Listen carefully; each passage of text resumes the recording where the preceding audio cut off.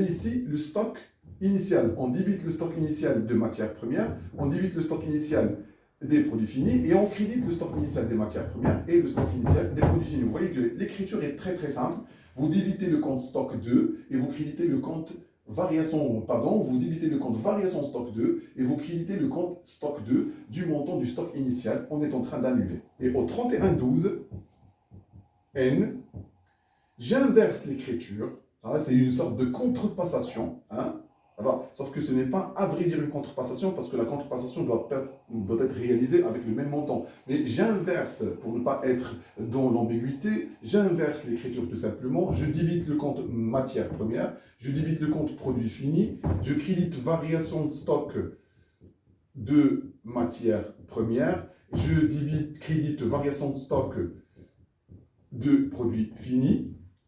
Je m'ai libellé ici, je suis en train de constater, donc je vais mettre constatation des stocks finaux. Alors pourquoi stocks finaux? Parce que nous avons deux éléments, les matières premières et les produits finis. Alors maintenant, je débite le compte 3, 1, ça va, 2 chiffres, 3, 1, 2 chiffres. J'ai dit tout à l'heure, les comptes en principe commencent par 3, 1 parce qu'ils sont dans l'actif circulant et plus exactement dans la rubrique stock. Et j'ajoute en fonction du compte, j'ajoute par la suite 2 chiffres pour mettre en relief le numéro de compte plus exactement. Et puis ici, c'est le compte 6124 et le compte 7132. Vous voyez que l'écriture d'annulation, faites l'écriture de la constatation, c'est l'inverse. Et je débite le compte stock final, et je débite le compte stock final encore des produits finis, et je crédite le stock final, et je crédite le stock final. C'est très simple comme écriture.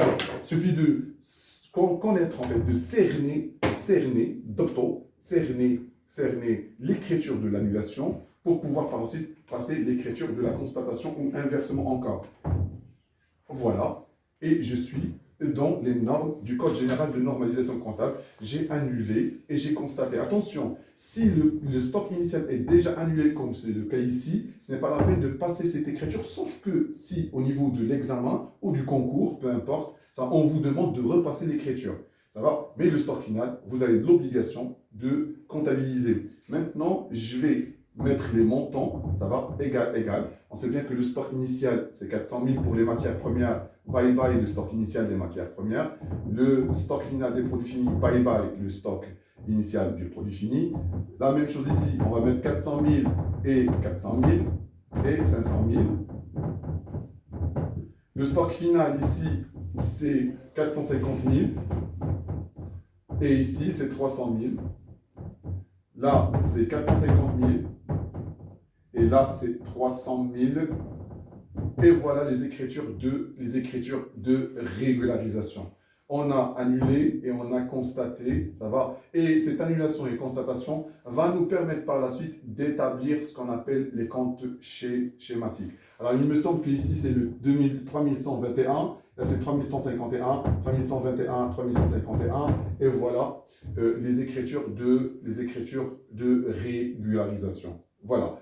Alors, après les écritures de régularisation, on peut vous demander, moi je suis toujours le même enchaînement, on peut vous demander d'établir les comptes schématiques. Le plus important, c'est de faire par la suite le travail de report très correctement. Alors, la quatrième question probable, c'est d'établir les comptes schématiques. Donc, si on essaie d'établir les comptes schématiques, alors maintenant, c'est très facile, hein, c'est très facile d'établir les comptes schématiques. Alors, il faut établir aussi bien le compte schématique de la variation que le compte schématique du stock. Donc, par exemple, ici, on va voir deux comptes, un compte de matière première et un compte de variation. Ici, un compte de produit fini et un compte de variation. Ça va? Donc, finalement, vous avez deux comptes pour les deux matières, pour les deux produits, les deux biens. Hein, vous avez deux comptes, un compte de stock et un compte de variation, et un compte de stock et un compte de variation. Il faut savoir mouvementer les comptes parce qu'à partir des comptes, et on va voir par la suite, qu'à partir des comptes, on va établir ce qu'on appelle une balance après inventaire et après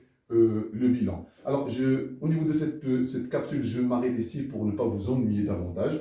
Alors, je vais établir une troisième par la suite capsule qui va traiter la balance après inventaire et le bilan à partir du même exercice. Et si par hasard vous avez des questions, vous avez des interrogations, vous avez des critiques qui nous permettent d'améliorer davantage nos prestations, qui sont dédiées pour l'ensemble des étudiants, que ce soit les préparationnaires ou encore les bacheliers ou encore les étudiants au niveau de la fac. Alors, il y a les critiques positives et les commentaires et les questions sont les bienvenus. Merci pour votre attention.